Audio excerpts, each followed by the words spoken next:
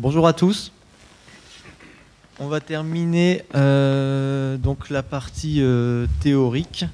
Donc on va clôturer la partie théorique en vous parlant d'inertage, plus particulièrement de générateurs d'azote et des différentes utilisations que l'on peut retrouver dans les caves. Donc pour démarrer, simplement deux mots sur la société Eunomeka que l'on représente. Nous sommes fabricants donc, de générateurs d'azote depuis 1999 maintenant. C'est Cécile Rouquette qui a mené la société au démarrage. Et donc générateur de fabrication française, où je suis venu avec Gérard Crouzet ce matin, donc, qui est chargé du développement du matériel en usine, donc en France. Alors, on va essayer de balayer rapidement, mais bon, mes collègues l'ont fait précédemment, vos différentes problématiques en gardant un seul axe, bien sûr, la qualité de votre produit fini. Donc, vous avez quatre axes principaux de problématiques que vous pourrez retrouver au quotidien. Donc, le respect de la couleur de vos vins, la préservation des arômes, le vieillissement prématuré que vous souhaitez ne plus voir, et bien sûr, le plus important, la maîtrise de l'oxygène dissous. Donc, les solutions que l'on peut vous proposer, alors on a représenté un schéma qui est assez clair et qui représente les différentes utilisations que l'on voit et qu'on voit très souvent dans les caves. Donc, je ne sais pas si vous voyez bien, si la netteté est correcte. Donc on part de la production d'azote avec le générateur que vous pourrez voir juste au-dessus exposé. On part sur le pressurage et ensuite vous avez donc un balayage qui est fait sur les différentes applications que vous pouvez retrouver en cave. Donc on passe par le pressurage, on a des ateliers pré-fermentation, donc type flottation, remontage, débourbage, collage. Tout ce qui est transfert de cuve et filtration jusqu'à la mise en bouteille. Donc on l'a vu précédemment, à la mise en bouteille, on peut utiliser de l'azote sur différents points et également sur les inertages de cuves qui sont assez gros consommateurs d'azote. Donc l'azote que vous pouvez vous fournir sous différentes formes, liquides ou gazeuses, et par différents biais, donc soit en l'achetant, soit en la produisant. Voilà. Donc comment produire son azote? Je vais laisser parler Gérard 2 minutes. Bon. Bonjour. Donc l'azote, vous avez la possibilité soit de l'acheter chez un fournisseur gazier, soit de le produire vous-même. L'avantage de le produire vous-même, c'est que vous avez un appareil qui est chez vous, que vous allez amortir rapidement. Et pour nos appareils, si vous avez une augmentation de la consommation d'azote après un certain temps, eh bien notre appareil peut s'agrandir et vous fournir plus d'azote. C'est-à-dire que vous achetez un petit appareil au départ et au fur et à mesure de l'extension de vos besoins, vous agrandissez le système. Alors comment ça fonctionne? Eh bien on part d'un élément qui est gratuit, c'est l'air qui est autour de nous, qui contient 78% d'azote. Où c'est que ça marche? Voilà. Et le reste, c'est essentiellement de l'oxygène et de l'argon, puis quelques traces de gaz rare. Le fonctionnement de principe, vous avez deux colonnes qui sont remplies d'un charbon actif spécial qui a la particularité d'absorber sélectivement l'oxygène.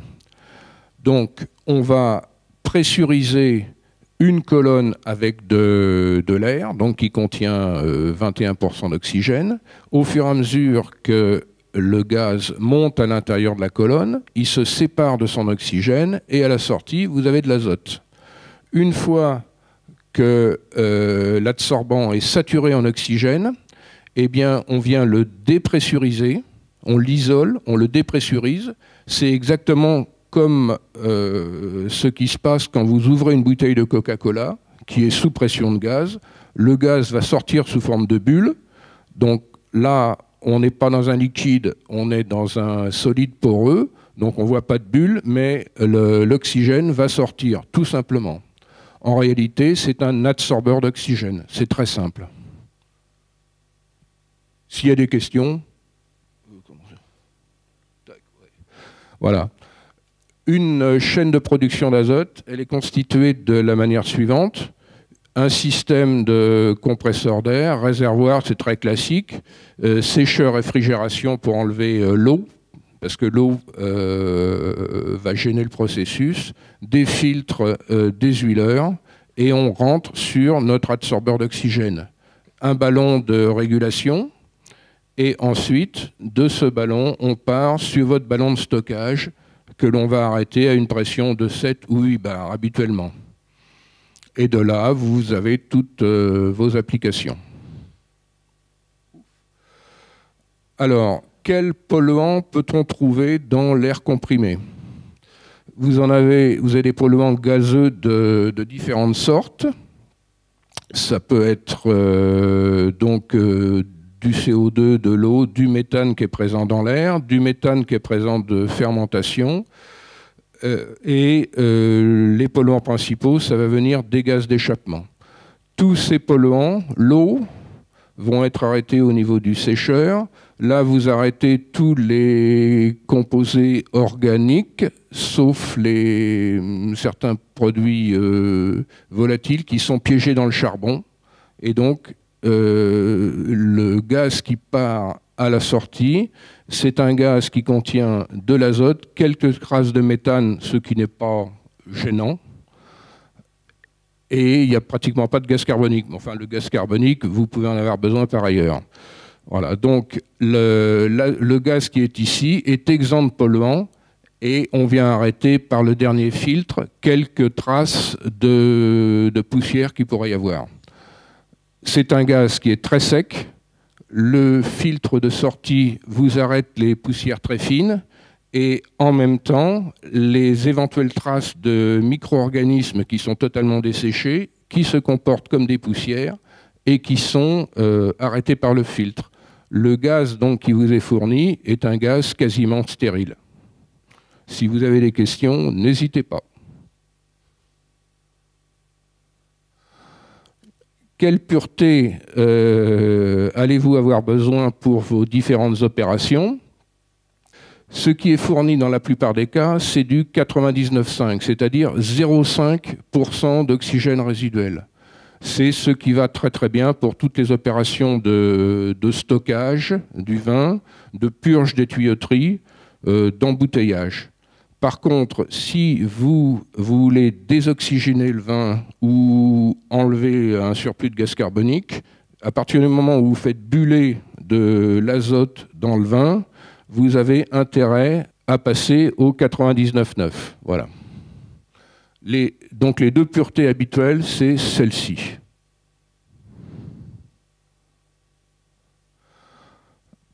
Le système donc vous fournit un gaz de qualité alimentaire. Les qualités alimentaires pour l'azote, c'est-à-dire un point de rosée en dessous de moins 23 degrés, il n'y a aucun problème, on est à moins 40.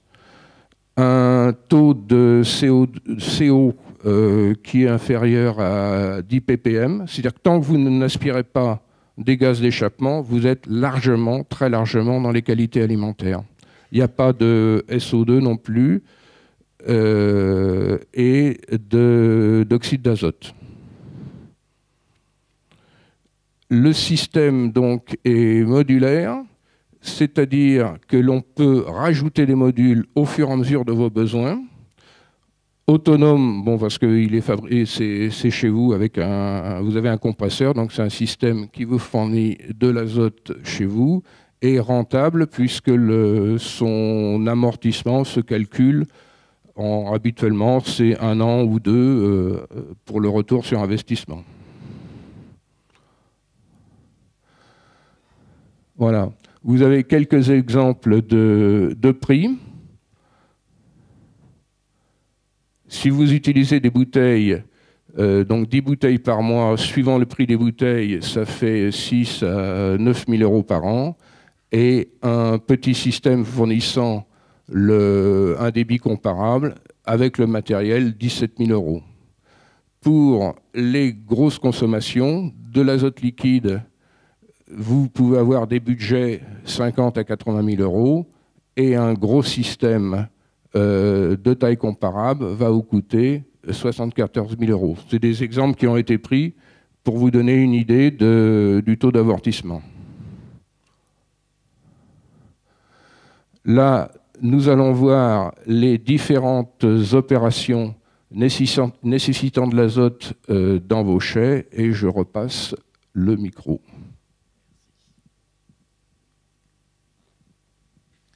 Je voudrais simplement revenir sur la qualité alimentaire. Vous êtes peut-être soumis de plus en plus à des contrôles, des audits de qualité. Simplement pour préciser que sur tous les générateurs d'azote, nous avons des enregistreurs de pureté, donc qui vous permettent une certaine traçabilité. Et bien sûr, le matériel est livré avec des certificats d'alimentarité et des remises à niveau alimentaires qui sont faites chaque année. C'est des packs inclus dans des contrats. Donc voilà, simplement pour parler de la qualité alimentaire. Et sur nos générateurs d'azote, vous avez possibilité de choisir la pureté de 99,5 en standard ou 99,9, justement pour les différentes applications que vous voulez opérer en cave. Voilà.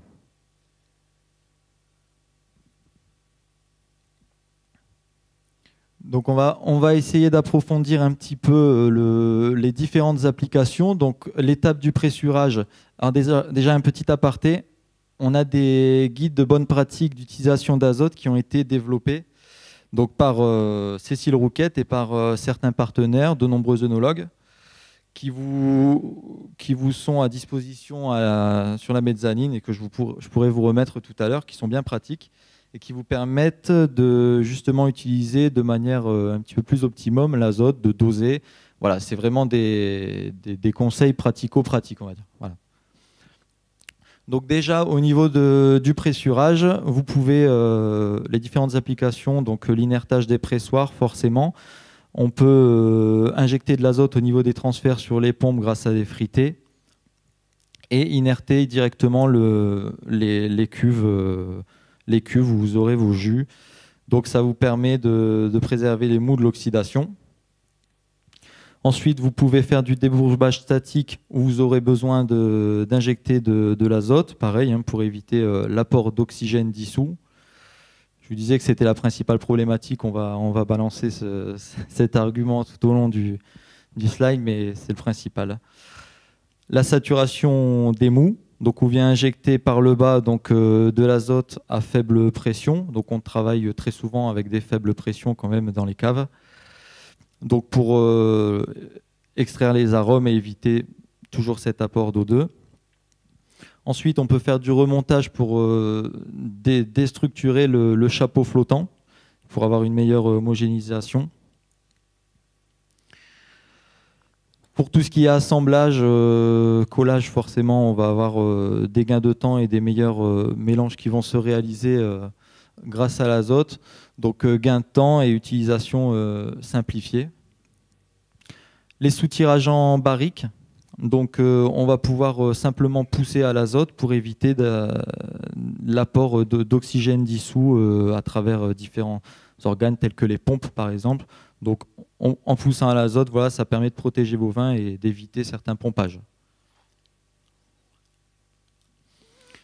Pour tout ce qui est filtration également, on a besoin d'injecter de l'azote souvent dans le matériel. Donc plutôt que d'injecter de l'air comprimé, filtré, on préfère souvent injecter de l'azote qui, pour le coup, est alimentaire. Donc vous avez des certificats. Et sécher la tuyauterie avec l'azote pour éviter d'y ajouter, d'y apporter de l'oxygène. L'inertage des cuves, donc, qui représente les plus grosses consommations en azote.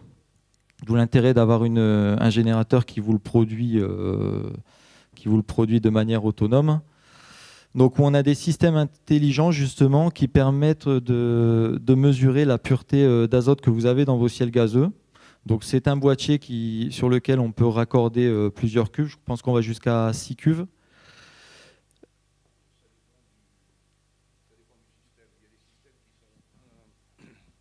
On a des systèmes qu'on a baptisés purge-ciel, qui peuvent contrôler le taux d'oxygène du ciel d'une cuve, et on va le déplacer de cuve en cuve, ou sinon on peut avoir un système centralisé qui va analyser cycliquement telle cuve, puis telle cuve, puis telle cuve, et apporter les corrections nécessaires.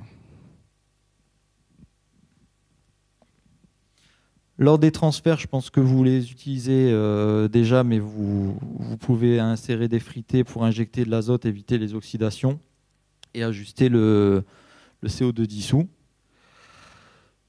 Et bien sûr pour le conditionnement, donc la mise en bouteille, où on peut faire des rinçages des bouteilles à l'azote, donc 2 à 3 fois le volume, hein, selon les fabricants. Enfin, c'est des indications qu'on avait eues avec différents œnologues et les fabricants avec qui on avait eu l'occasion de travailler.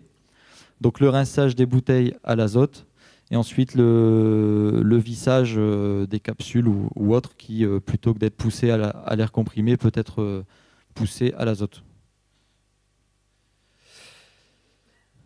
Voilà, et ici on a représenté les différents partenaires avec qui donc on travaille, et on a eu l'occasion d'avoir des échanges sur la partie générateur d'azote.